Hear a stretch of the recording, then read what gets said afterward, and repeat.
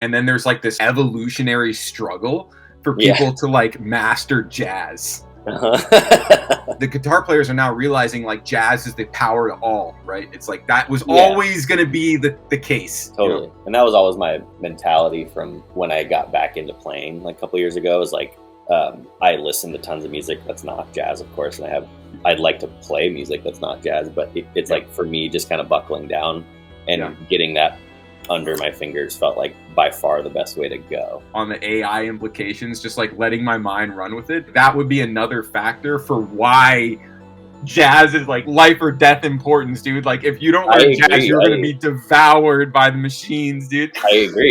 You're going to have to be able to think on your feet and improvise. Speaking of the jam session, yo, Ian, how did the jam session go? Oh, it went good. Nice, man. What'd you play? I played Equinox and I played Solar. Dynamite. Yeah. Dude, the sun, dude. You're playing like the sun. Yeah. Totally. Yes. Those will go good together. Yes. Was it bigger? More people, right?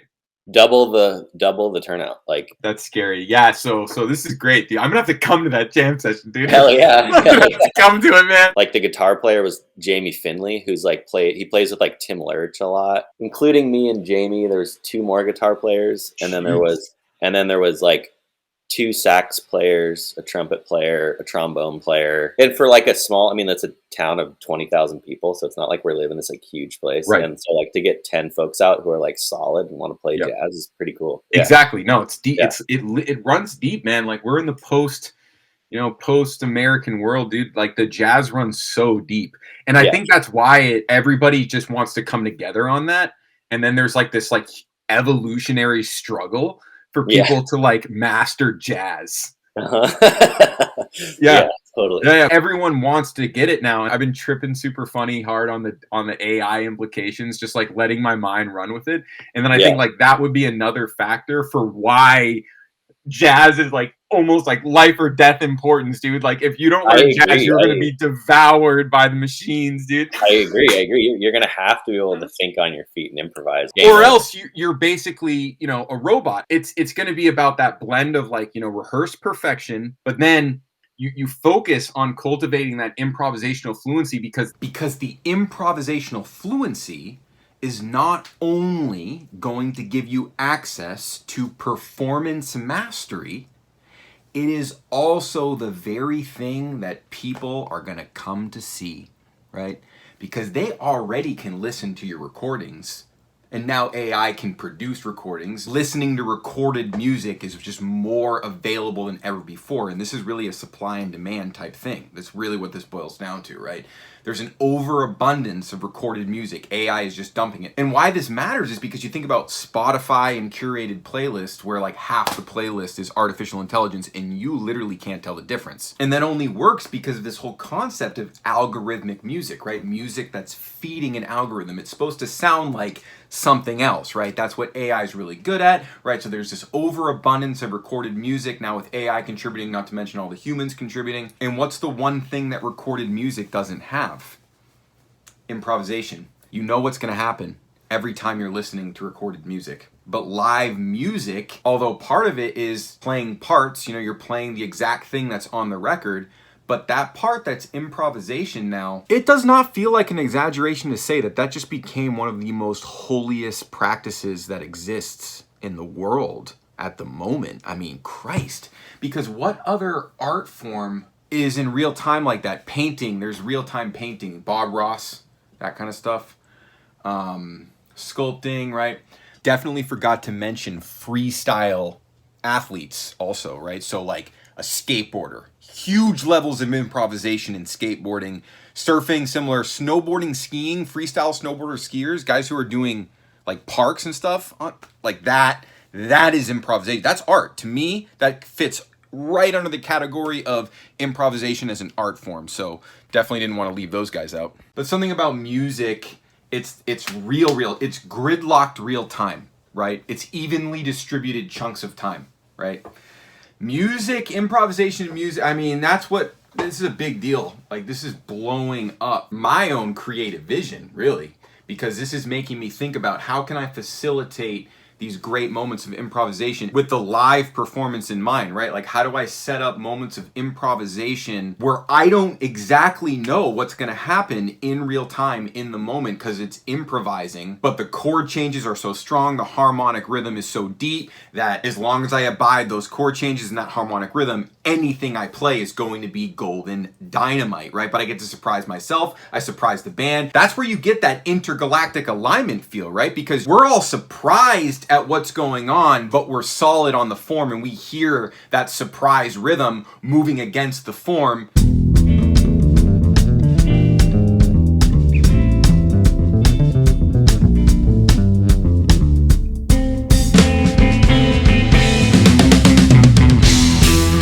And although there is that tension, we all feel that tension.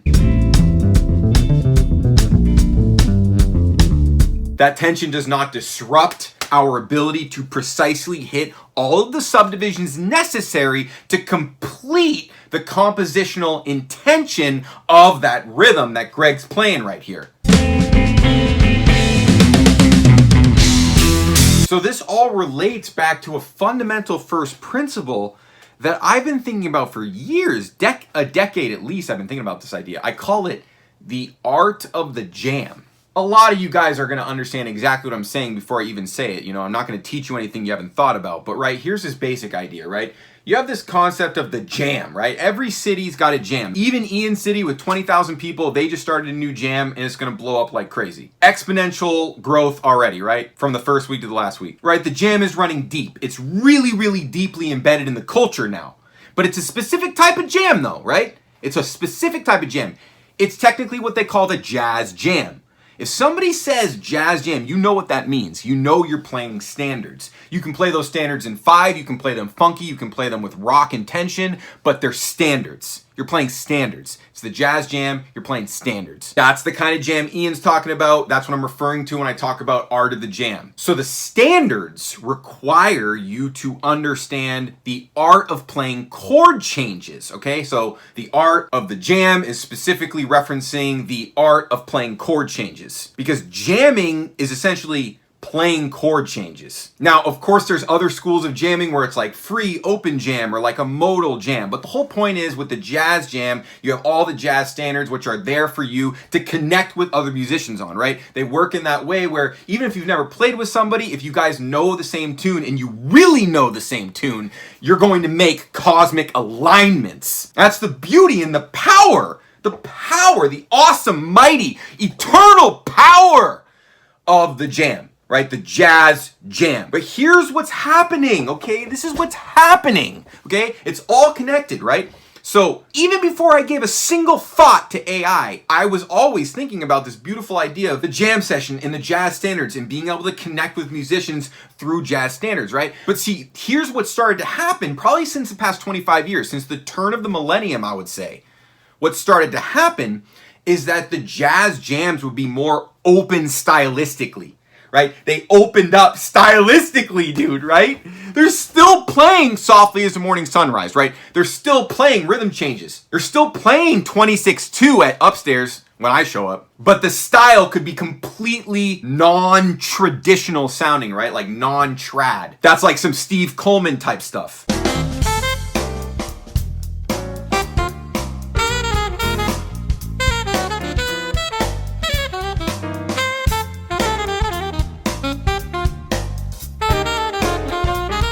Right? That is not trad, but that's chord changes. That's confirmation 26-2 combo crossover. Literally, this song, Verifiable Pedagogy, yeah, go check that out. Steve Coleman. You see my point, though? What I'm trying to say is that the chord changes of the jazz standards of the Great American Songbook, they guide these jazz jam sessions, but now stylistically, everything is opening up. And since everything is opening up stylistically, there are now guitarists who are, say, coming from, guitar rock. They never thought about chord changes, right? They're trapped in scale mentality over here in rock with a million chops, but only can play scales. Can't play any chord changes, right? All of these guys are now going over here and they're seeing the beauty, the power, the eternal truth of the jazz jam. All these guys who didn't go to jazz school and learn chord changes, they learn guitar shredding, right? All those guys who learn guitar shredding, they want to come to the jam. Why wouldn't they? They not only want to come to the jam, they want to play scary fucking shit. They want to play stuff that's like disrespectful. I mean, I'm just being real. But here's the thing, it's not disrespectful because the whole point is now we're opened up stylistically. And it's not disrespectful if you've done your homework. Meaning you don't show up to the jam like an idiot. You show up with like 4 tunes that you've tattooed on your psyche. Like, you know what I'm saying? Like, if you don't do that, well then, you know, I don't want to see you at any of my jam sessions or anywhere in the North America. You need to show up knowing that you can throw down on at least 4 tunes. Why at least 4? Not because you're going to play 4 tunes at the jam, because you need to make sure you know at least 1 tune that every single person who's playing on that stage knows. Think about that. This is what I mean by that cultural, deep-rooted jazz jam concept that's now just in every city in North America and cities all over the world. They all require that same level of awareness of those 4 tunes, bare minimum, right? You could start even thinking about like what tunes are most often called, right? And that's a good way to start learning your repertoire, right? That goes back to the V scale. If you learn these tunes on this, you'll be good. Even if you only learn up to V3, you'll be good. All right, let's continue with the video here. So 40 years ago, if, say, Joe Bonamassa, dude, showed up to the jazz jam session and started playing his blues licks over, say, just the 2 of us, I think it would be more frowned upon versus now people would be like, that's refreshing. You see what I mean? Right? So it's refreshing to bring all these scale mentality, like rock guitar, prog guitar, wizard type guys. Bring them over here. Get them to actually play some chord changes. Get those chord changes to bust up their scales. Get their scales to all be like compounded into triad pairs with chromatic approach, right? Through the jazz standards, right? Okay, but what's the underlying, right? You got an underlying here. Why is it even more important? Why is it all more relevant? Why is it all converging at once more than ever before? It's because now improvisation just became the most valuable asset to a musician in all of history, right? The ability to play live, the ability to improvise live, do things that have never been done before because you're improvising live, which means nobody knows what's going to happen, right? There's obviously parameters to that improvisation, right? There's the form, there's the chord changes, there's a harmonic rhythm.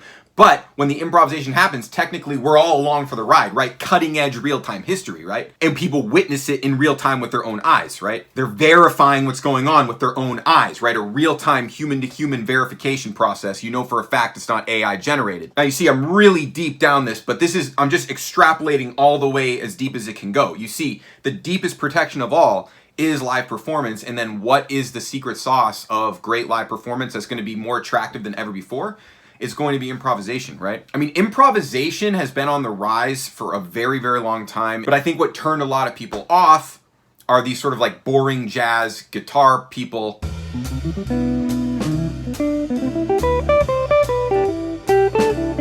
The most important skill exercise. Who teach this super nerdy style, but I'm here to show you that jazz is a mentality, and regardless of what style of music you're interested in, jazz will fit into that. And my official belief system in relation to this is that jazz is essentially just the mastery mentality of all music. Because if you understand jazz, you obviously apply this to whatever creative vision you have and you create something entirely new because you're applying the full power of musical mastery, which is jazz, to your creative vision, right? And your creative vision doesn't have to sound like Wes Montgomery or Joe Pass, you know what I mean? Like, it can sound like anything you want. But the thing is what Joe Pass and Wes Montgomery had was they had ultimate mastery, right? They applied it in a similar jazz style, and it was super hit back then. I mean, when they were doing that, it's still resonating, right? You play those same kind of moves,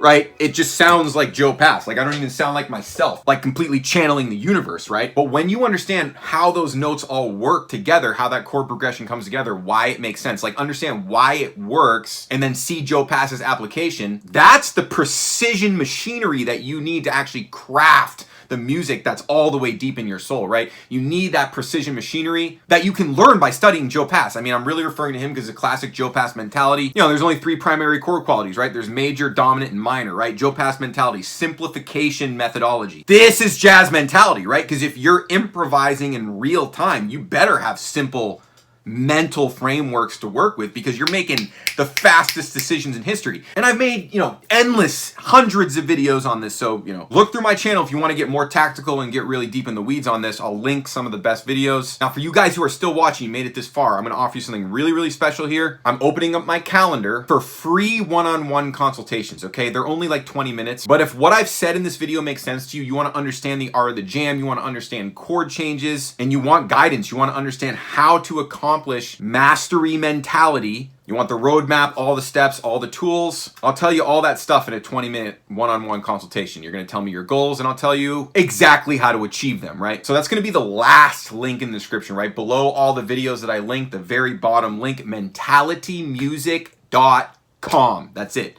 It's the mentalitymusic.com page.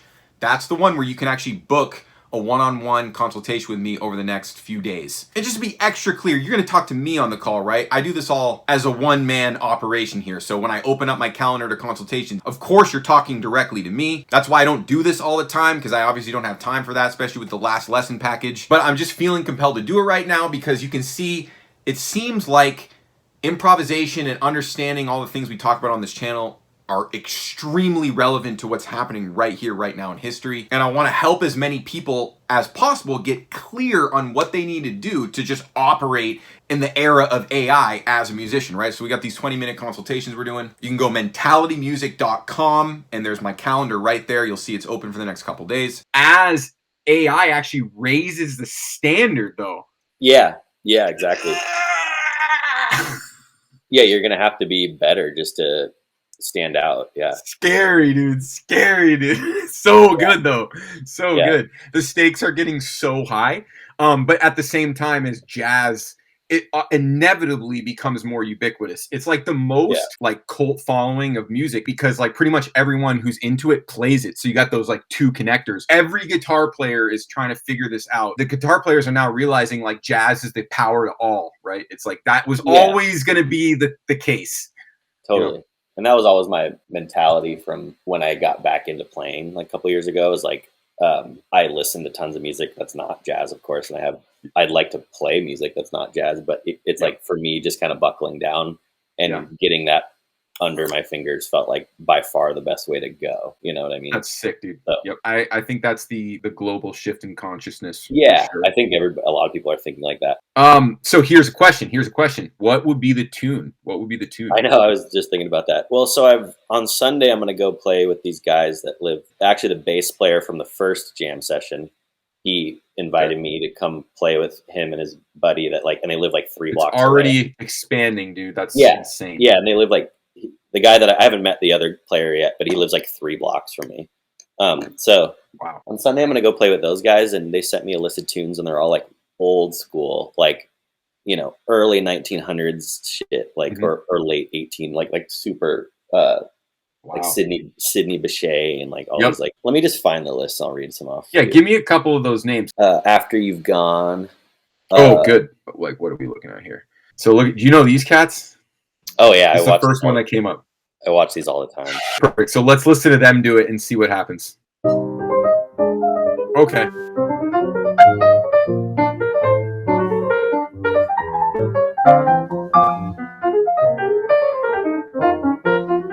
Huge intro. That's all.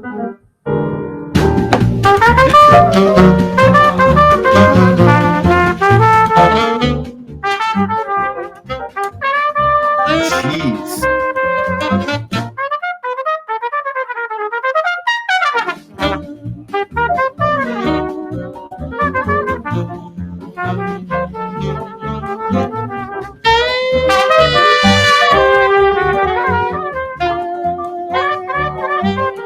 This is a banger tune. Yeah.